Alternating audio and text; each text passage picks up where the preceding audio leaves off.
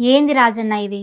నువ్వు దేవుని కదా, అంత నీ దయ కదా, నీ ఆజ్ఞ లేనిదే చీమ చిటుక్కు అన్నదంటారు కదా.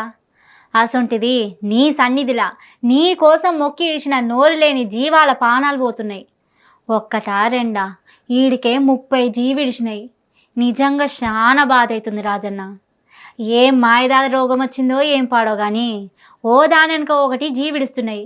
జర నీ సల్లని చూపు మా మూగ జీవాల్లో ఉండాలి రాజన్న.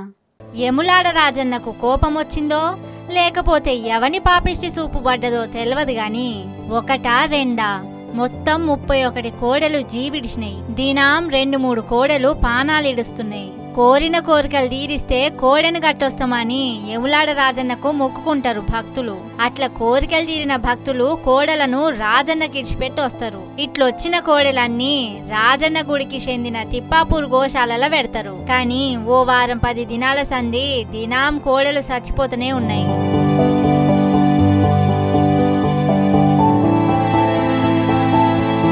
నేను హిందువును, నేనే హిందువునని చెప్పుకునే కేంద్ర మంత్రి బండి సంజయ్ సారు నియోజకవర్గమే ఇది.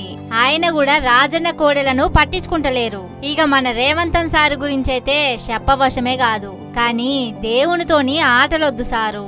ఇప్పటికైనా జర సోయిలకొచ్చి గా దేవుని కోడెల పానాలు కాపాడుర్రి, లేకుంటే రాజన్న శాపం మీకు తప్పక తలుగుతది.